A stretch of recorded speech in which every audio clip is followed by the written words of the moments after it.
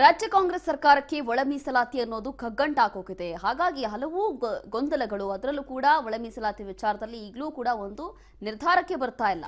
ರಾಜ್ಯದಲ್ಲಿ ಇನ್ನೂ ಕೂಡ ಬಗೆಹರಿಯದ ಒಳ ಮೀಸಲಾತಿ ಕಗ್ಗಂಟು. ಬಲಗೈ ಸಮುದಾಯಗಳಿಂದ ಬೆಂಗಳೂರಲ್ಲಿ ಬೃಹತ್ ಪ್ರತಿಭಟನೆ ಮಾಡಲಾಗ್ತಾ ಇದೆ.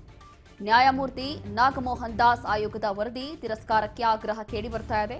ಬಲಗೈ ಸಮುದಾಯಗಳಿಗೆ ಅನ್ಯಾಯ ಅಂತ ಹೇಳಿ ಆರೋಪ ಕೂಡ ಮಾಡ್ತಿದ್ದಾರೆ. ಮರು ಸಮೀಕ್ಷೆಗೆ ಆಗ್ರಹಿಸಿ ಫ್ರೀಡಂ ಪಾರ್ಕ್ನಲ್ಲಿ ಬೃಹತ್ ಪ್ರತಿಭಟನೆ. ಬಲಗೈ ಸಮುದಾಯಗಳ ಸಾವಿರಾರು ಜನ ಪ್ರತಿಭಟನೆಯಲ್ಲಿ ಭಾಗಿಯಾಗಿದ್ದಾರೆ. ಇವತ್ತು ದೊಡ್ಡ ಮಟ್ಟದಲ್ಲಿ ಫ್ರೀಡಂ ಪಾರ್ಕ್ನಲ್ಲಿ ಪ್ರತಿಭಟನೆ ನಡೆದಿದೆ ಒಳ ಮೀಸಲಾತಿ ವಿಚಾರದಲ್ಲಿ.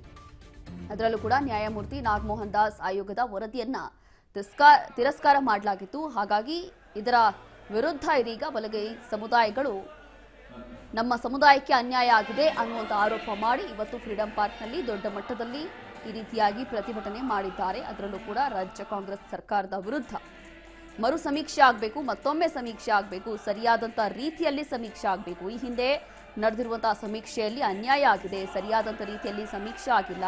ಸಮೀಕ್ಷೆ ಆಗಿದ್ರೂ ಕೂಡ ಆ ವರದಿಯಲ್ಲೇ ಒಂದಷ್ಟು ಗೊಂದಲಗಳಿದೆ. ಹಾಗಾಗಿ ಇದೆಲ್ಲವೂ ಕೂಡ ಹೊರತಾಗಿ ಮತ್ತೊಮ್ಮೆ ಮರು ಸಮೀಕ್ಷೆ ಆಗಬೇಕು. ಮರು ಸಮೀಕ್ಷೆ ಆದ ನಂತರ ಒಳ ಮೀಸಲಾತಿ ವಿಚಾರದಲ್ಲಿ ನಿರ್ಧಾರ ಆಗಬೇಕು.